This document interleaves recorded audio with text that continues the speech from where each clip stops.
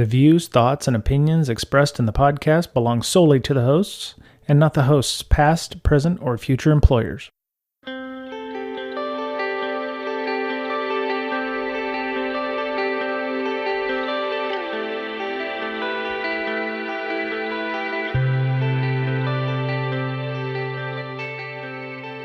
Hello, everybody. Welcome back.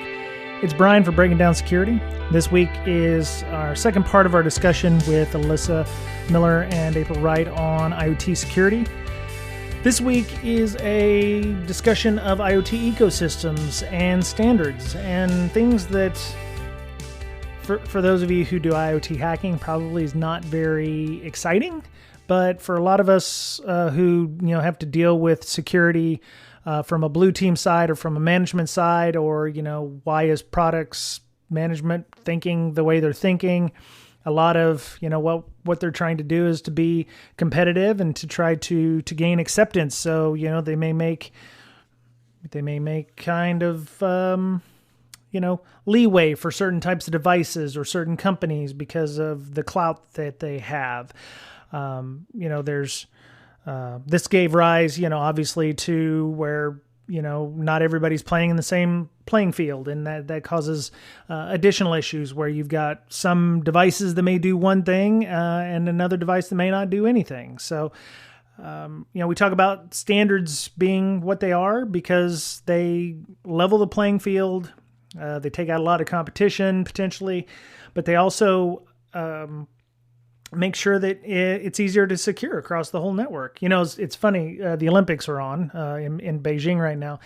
And just as an example, they were talking about the bobsled competition, and we were watching the bobsledders, and they said, for a while there were a lot of countries that did not have the budgets to be able to buy a Boeing or a Lockheed Martin or an aerospace company to be able to build a better bobsled. So I don't know when they did it. They mentioned that they decided to standardize on one model, and that made it a lot easier for them, for a lot of other countries to gain adoption and to get involved in bobsledding. So you see New Zealand, or you see, Jamaica in this case, had a very famous bobsledding team.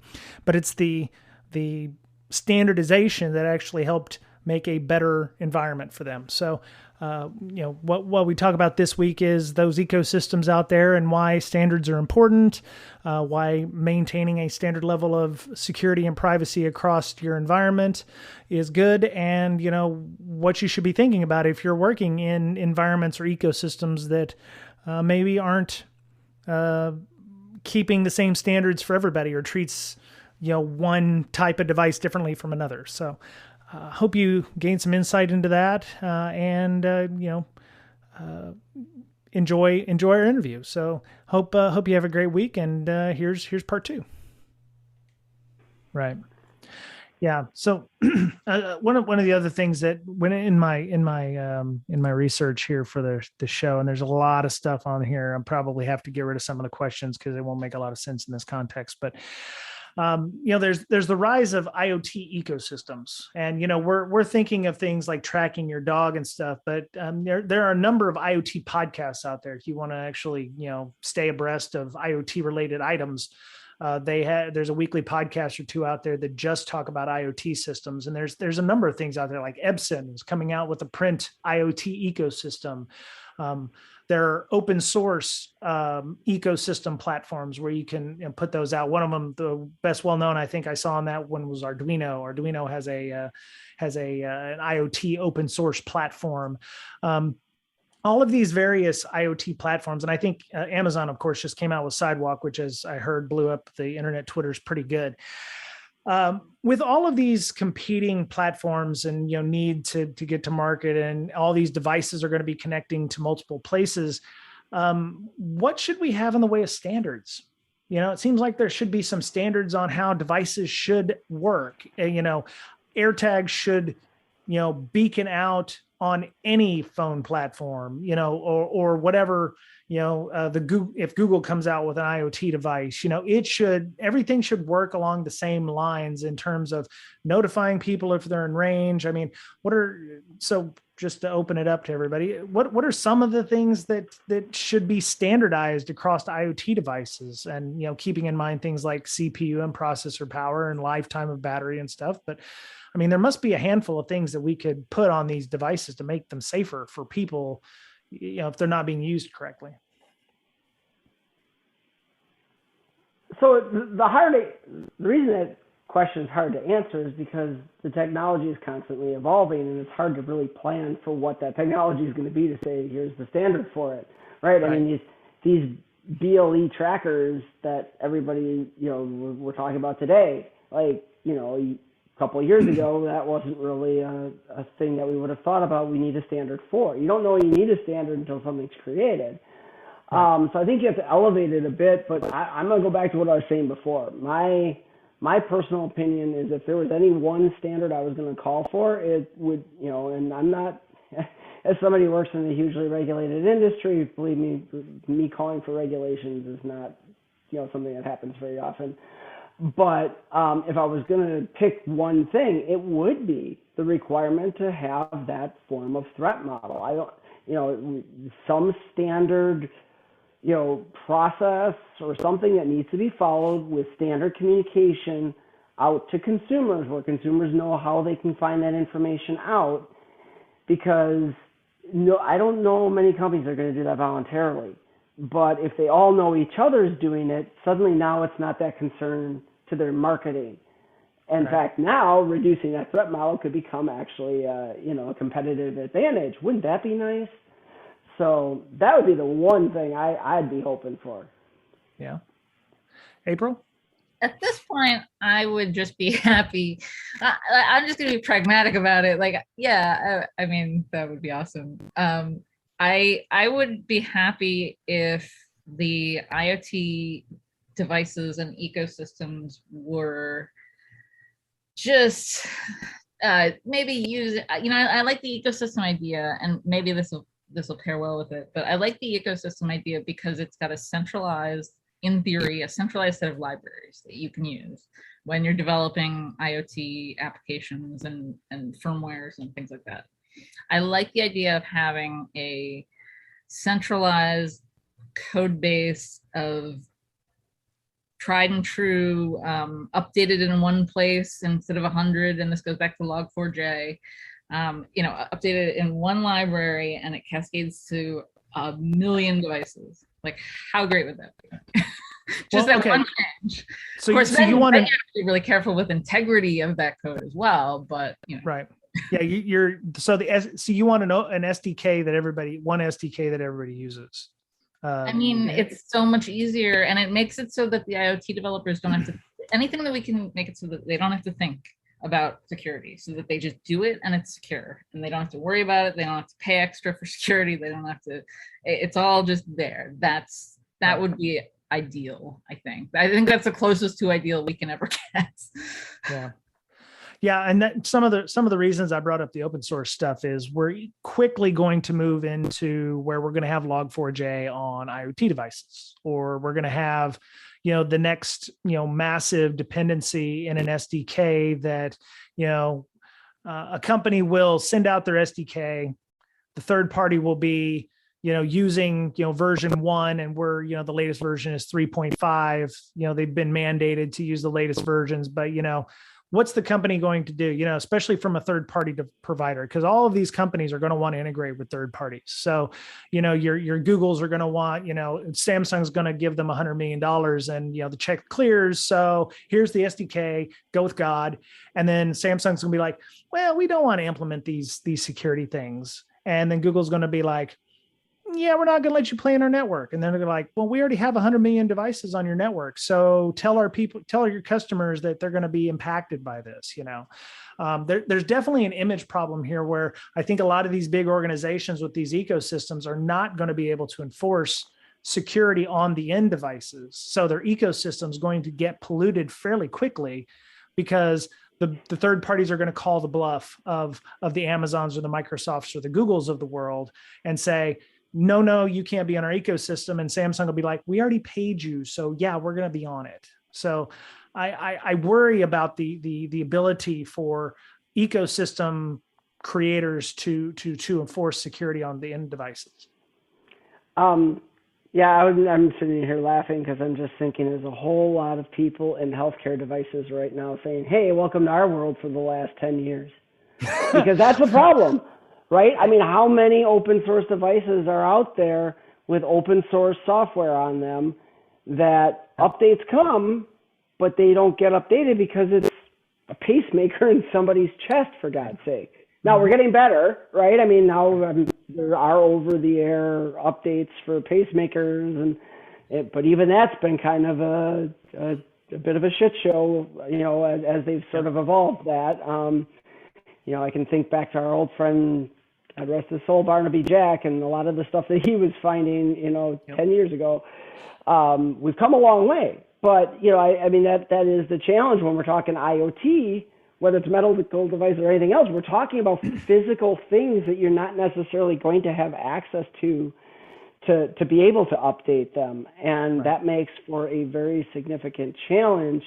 And a lot of these makers right now, so maybe that's the standard you need, is most of these IoT devices have some app somewhere, there's some user interface, they need to be updatable through that. So if I've got, God forbid, an IoT candle, stupidest idea ever. I've got an app to control that candle. It damn well better be able to update that candle. Yes, this was actually a thing on Kickstarter. I think it died because people realized it was a really bad idea to light candles remotely.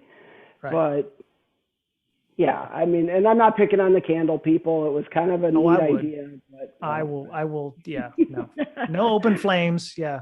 But you hear those jokes about on Twitter. It's like, oh, my light won't turn on because there's a firmware update in progress or something like that. And it's like, I'm automatically pushing updates, which is great until I'm ripping out my Google Mesh Wi-Fi right now in my house. I think I tweeted it out because it was like, it worked great 8 months ago. But when I have a phone made by the same damn company and it's getting 6 megabits on a gigabit Ethernet connection or a gigabit Wi-Fi connection. And I'm like, it won't work anymore. And I'm ripping it out because, I have to reboot my phone to get a Wi-Fi signal on the damn thing, or, it's just not as fast as it used to be. And I don't want to blame obsolescence, but, you would think it would still work at the same level it always has. There's a patch that got pushed out that it just didn't like, or, there's a ghost in the shell. Hopefully it's not a shell, but there's a ghost in the machine there that, is causing the performance to go down. So I ripped it out and put in a TP-Link Archer router in. But, you mentioned a mobile app there. We've got, you've got gateways, because in our link there, I've linked to several discussions about how various architecture works. But there's gateways, you've got devices, gateways, then you've got the infrastructure in the background for things like registering and deregistering. You have SDKs, you have mobile app devices. One of the things that people were asking about with Tile and those is how are we going to detect tiles when they come out? And somebody was like, well, you just download this app. And they're like, but it's 100 megabytes for the app to download, and people are like, why should I have to download a 100 megabyte app and create an account? And, if I don't have an Amazon account, or I don't have a Ring account or whatever, why do I need to do all of that just to find out if a tile is or is not tracking me? And what happens if I don't do that? Am I actually going to be able to detect those things? There's a lot there, and one of the things we were talking with Litmoose, I was under the mistaken impression that, in terms of like when domestic violence occurs or what have you, people tend to leave their old life behind, which means their technology and all of their stuff, because phones can be tracked, cars can be tracked if done correctly. And I have a Tesla, so yes, it can definitely be tracked. But, the new technology you get may not support the ability to do those things. You may get a new phone, but it may not be an iPhone 13. It may not be a Google, Pixel Pro 6 or whatever. You may not be able to actually do the scans for those things. You may be running on an Android 7 phone or something that's pay as you go or something like that. So we need to find better ways of making these safer and still benefit from what they had intended them to do. There was a question there at some point. I just don't remember what it was. Mr. Betcher, you've been a little quiet. So do you have a lot of IoT devices in your house? I don't know. Not You too live in many. what is your most complex IoT device? Do you have a light? I don't know. A DVR, is that an IoT? Oh my God. I mean, maybe. Well, my concern all along has been, okay, so how long is this thing going to be updated by the company? You know, I have the pacemaker. Is that good for 40 years? Or Right. or are they going to have to like get a new pacemaker just because there are no more security updates by that company?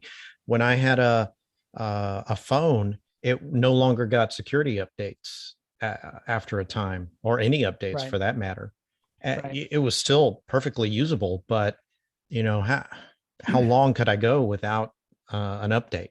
So I said, well, let me go get a Google Pixel, because surely Google will update their own phones. They own Android, right?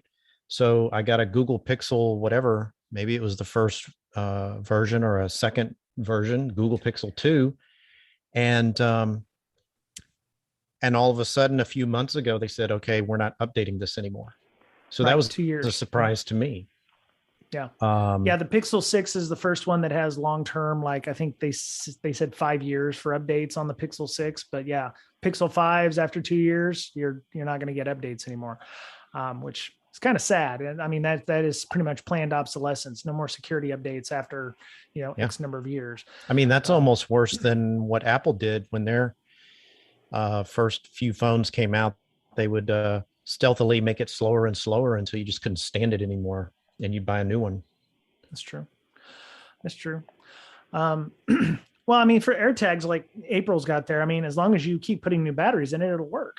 I mean, however long that is, but I mean, at some point, the ecosystem and the culture of buying into Apple or buying into Google is always to buy the new hotness. I got $600 off of my Pixel 6 because I traded in my Pixel 5, factory reset, of course. So I mean, there's just a lot to unpack here with regards to various things.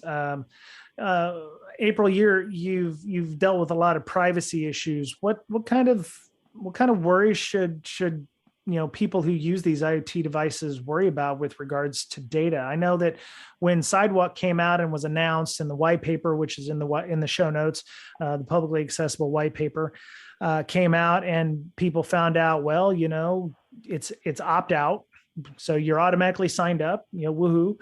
And you'll be sharing data with your neighbor, neighbors. In this case, I have more than one neighbors, to help them find their lost dogs or their lost keys. And you can, if you have a Ring device or an Echo device that is what they consider to be a gateway, which is one of those cameras, up to 500 megabytes of data from your own, cache of ISP data is used to send messages or track lost items, or if you lose internet, then your neighbor will pick up the load. And to which I have to ask myself, if everybody has the same ISP in the area and you lose internet connectivity, is that are you shit out of luck anyway? But why should we be worried about things like Sidewalk sharing that information with people? Is there a reason? Is it unfounded? Am I just being too paranoid here? I don't think that sharing any one piece of data is the end of the world. I think that it's the aggregate of all of the data that's available for us. It's the OPM breach combined with the Equifax breach combined with the healthcare breach, and all of that together is what makes it all valuable. So this, in the scheme of things, when we still have outages, power outages, and people attacking our infrastructure, like this seems like such a minor thing to people, right? But when you add in the malicious intent that so many people seem to have, I mean, I think that it is a valid concern for anybody. I mean, you could, there are, I don't even want to give people ideas, but like you could use these for all kinds of nefarious purposes. Maybe not even tracking a person, but tracking a process or a package or something. Let's say that you mail something to a celebrity and it's got a tag in it and it ends up in their office or their house or whatever. I mean, there's so many different things so many different vectors that you can take. The ecosystem thing weirds me out because then you're sharing, in theory, you could, let's say we look at it from like a pineapple, Hack5 pineapple perspective.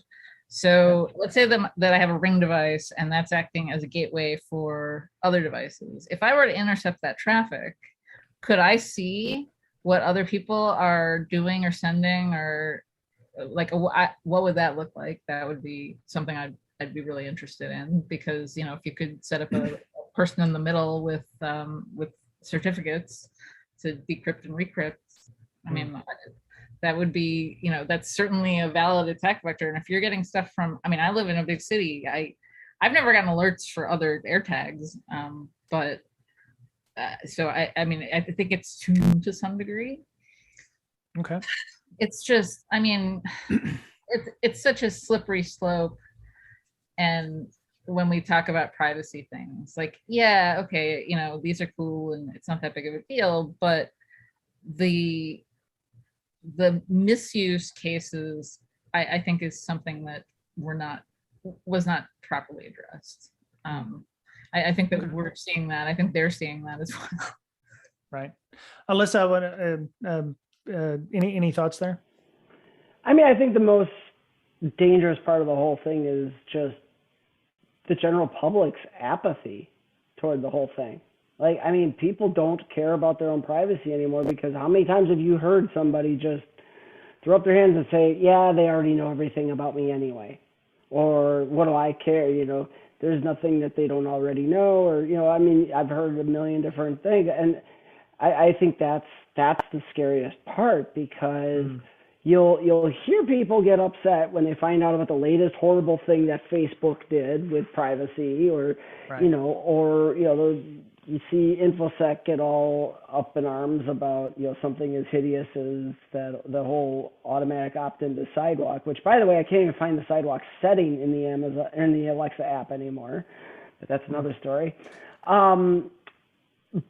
But yeah, I mean, just we've gotten to this point, and it's gold mine for the vendors, because great, no one cares about privacy anymore. Well, wonderful.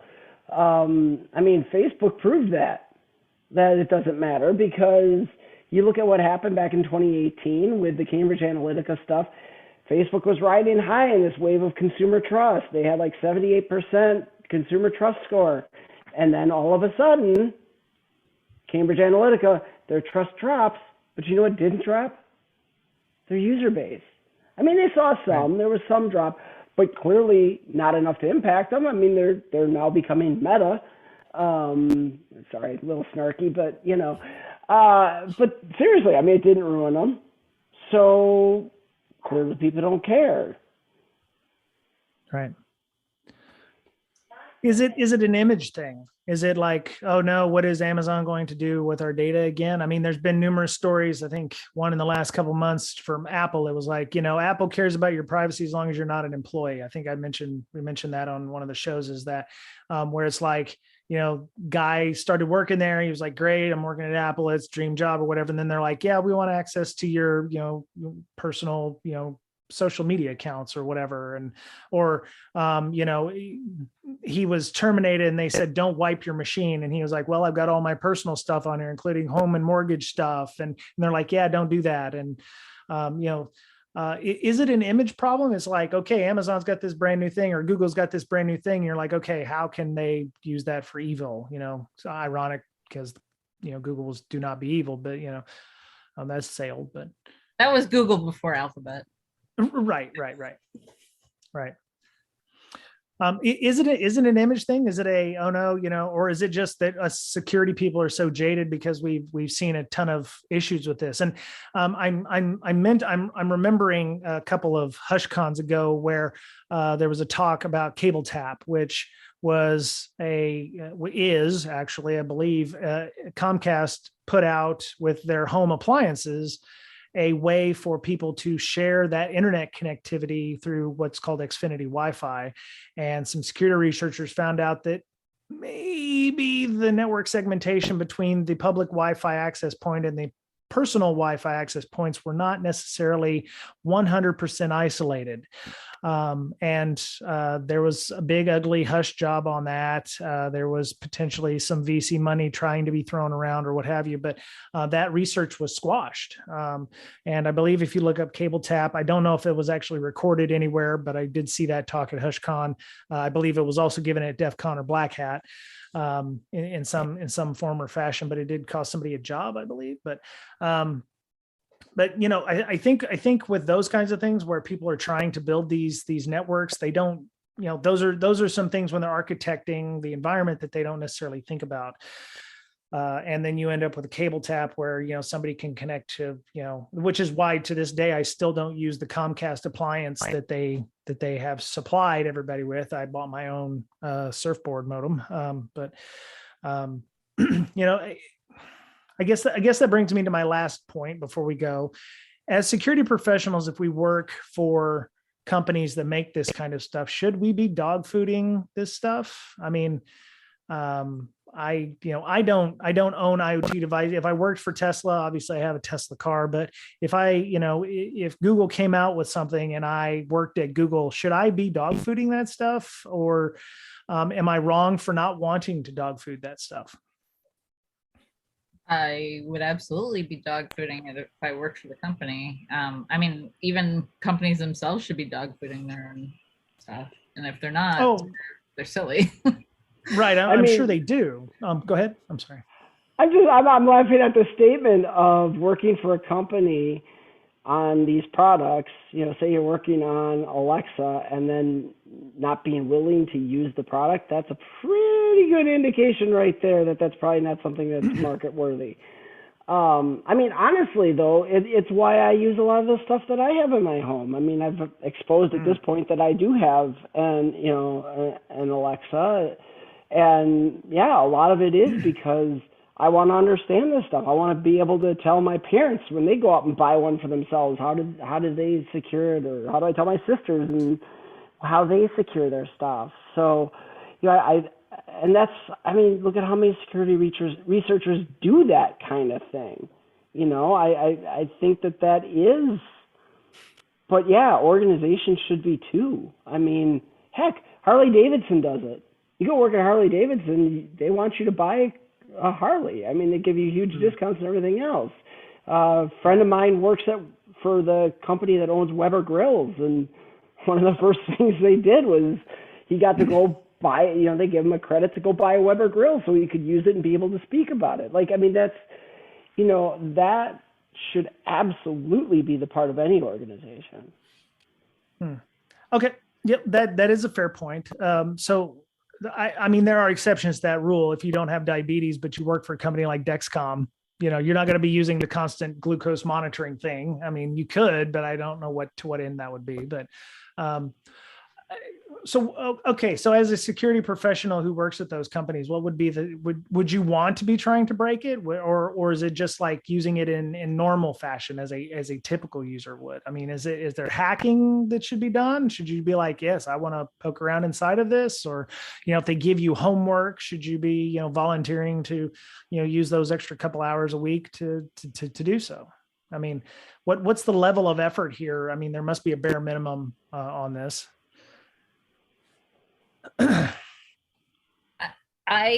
So as a mature organization should have a program that involves going in and poking around at things and trying to find problems. Unfortunately, that is not the way most problems are found, especially if you're just trying to do like a QA type of thing with steps. Right. I find way too many problems and things all the time just poking around to see what things do. I don't intend to, and it gives me a lot of extra work to try to fix them, because once I find it, I end up owning it. But I mean, yes, if you're not using it both in normal ways and occasionally in extraordinary ways, then you're not going to find things that you can either make as suggestions to the company, to where, especially if you're a large company and you have any kind of sway, or you have a large contract or something, you know, that you can ask them to roadmap things if you find a problem, if you find a gap somewhere, if you I mean, I am constantly submitting things like there was a SaaS tool, it was like a productivity tool, and they had they needed something changed, and it was like a default public profile picture, and I was like, why would you make it default public? And so just open a little ticket, send it off to the vendor. I mean, those little things, like, those add up, and somebody has to be looking out for these things, because if I don't do it, I don't know who will. So that's why I do it. That is a fair point. Yeah, I can see the need to definitely want to. I guess you don't necessarily have to believe in the product, but, you know, making sure that it's as secure as you can possibly make it, you know, by having yet another, you know, having a hacker mindset, or having a security, or even a user experience mindset, I guess would make the most sense there. So I find myself improving other people's products for free. Like, while I'm working at this one company, and I'm working with, you know, we're using this other software, and their product ends up being better because we were working on that level. That's cool. Okay. Mr. Betcher, we're at the top of the hour. Well, at the top of the hour. Is there anything you'd like to ask or make comments on before we go? And then I'll ask April and Alyssa. No. So you're going to go and get some IoT devices and test them with me? Way more. Yeah. Way more being 100% more. So you'll get one, you know? So. Yes. Okay. Infinity more, from 0 to 1. Okay. Very nice. Okay. April, any last thoughts? And then we'll go to Alyssa. Oh gosh. I don't know. I think everybody's personal threat model is probably worse than they think it is. There are probably people after you, even if you don't realize it. A lot of, especially as security professionals, we have a lot of access. We know a lot of things. We know a lot of problems, vulnerabilities, things like that. We talk about the insider risk involved in people writing code and you know, throwing their code in the fire before they leave. I don't know. This is also complex. Like, privacy is such a complex, shifting issue, and it is not something that we're going to solve here even in this year. I don't think. I mean, this is going to be something we'll be talking about forever. Okay, cool. We'll Alyssa, yeah, there you go. Alyssa. Yeah, I mean, I think, you know, as security and privacy professionals, if we really want to improve this world and we want to make this thing better, we need to find ways to monetize consumer trust, right? I think, honestly, I think we've let that erode, and because we've found business models that make money off of activities that erode that consumer trust. So I think the best thing you can do if you work in this space is start looking for ways that your organizations can monetize activities that build consumer trust. And, you know, I really believe that's the long-term answer, because I mean, it sounds cynical to some people, but the reality, of course, is business is driven by market. It's driven by innovation. It's driven by what's going to create revenue. So find a way to monetize that. And I think we would go a long way toward improving our privacy posture and honestly eliminate some of these things that we as security and privacy professionals, boy, tough talking tonight, improve some of these things that we look at and we get so frustrated with. Cool. Yeah.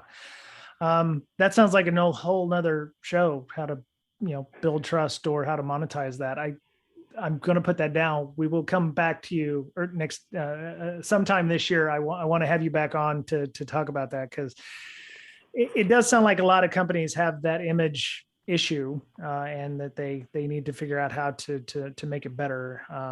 So that would be something we could definitely talk about, I think, from that point of view. So I thank you both for coming tonight. I want to start with April. How would people, let's say, they found this podcast illuminating and would love to talk with you more about that? How would they find you online? I'm on Twitter as April Wright or architectsecurity.org. Architectsecurity.org. Okay. Alyssa, how about yourself? Easiest by far, Twitter as well. Alyssa M_infosec. And that's with a Y, people. Tell DNS Princess she spells it wrong. I tell that to Mr. Betcher. He spells Brian wrong. But otherwise, yeah, my website, AlyssaSec, ALYSSASEC.com. Or, you can find me on LinkedIn, of course, too, if you'd rather go that route. Okay, sounds great. So, Mr. Betcher, I want to use this as outro for future podcasts. So I'm going to get a clean copy of this. Tell everybody about where people can find you online.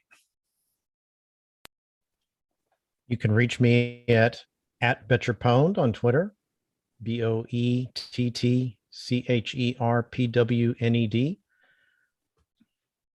or log-md.com. Excellent. Thank you.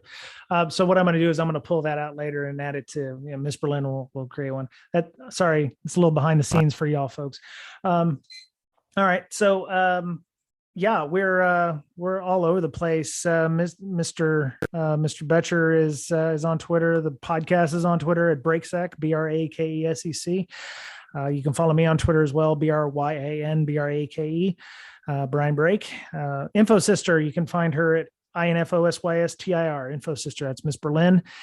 She also does a lot of work to promote mental health issues, and sorry, she doesn't promote them, but she promotes awareness about mental health issues to the larger InfoSec community. You can find her organization at Hackers Health, and she also does a tabletop thing for companies. So if you're trying to do IR tabletops in a bent, much like Clerics and Catacombs, or those kinds of role-playing games, like a tabletop role-playing game, which are very much in vogue now, you can go find out more information about that at InfoSec Roleplay on Twitter, ROLEPLAY. And I'd like to thank all of our supporters on Patreon who donate a little money to the tip jar every month for hosting fees, Zoom fees, paying for Libsyn.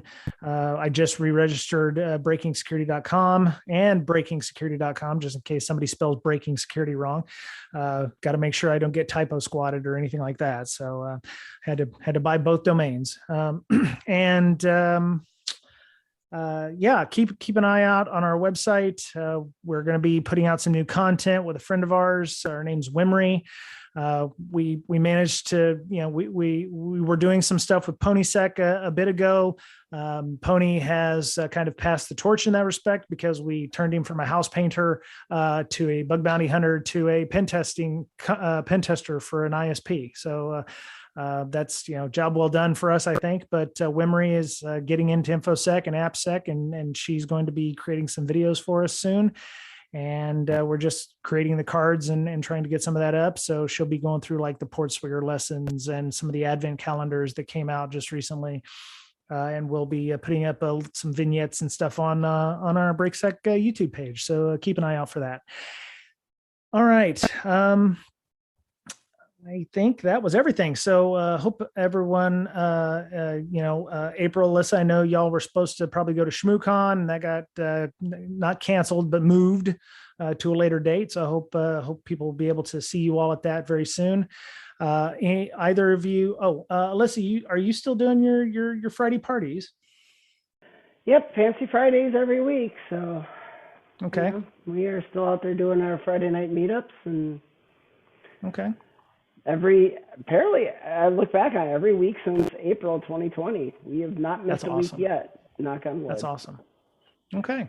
You can follow Alyssa if you want to, keep track of those, if you want to join, and, don't be like our CSEC East meetup where we actually had a Zoom bomber the other day. I made the horrible mistake of posting the link, but fortunately the person was a hacker, and we've actually invited him to come and speak at our next conference because he was nice about being the Zoom bomber. So that was kind of cool. We turned a negative into a positive. So, yeah, it was weird like that. Do crimes nicely. Yeah. I mean, he came on, he made some voiceover things and some ha-has, and he posted on the chat, hey, kind of ironic, this is a security meetup, and you posted the link publicly on Twitter. And I was like, yeah, you're absolutely right. I should have put the meetup link so you could have RSVP'd and got the link that way. But yeah, so we're gonna see about having that person come on and talking. He's a red team member at a company. So, but anyway, thank you both for coming on, taking the time, and I appreciate it. And that was it for Breaking Down Security this week. Have a great week. Be kind to one another. Get your vaccinations. Wash your hands, you damn nasties. Mask up, and hopefully we'll get through this Omicron. And if you've got Delta, get through the Delta together. And hope you have a good week, and we'll talk to you again soon.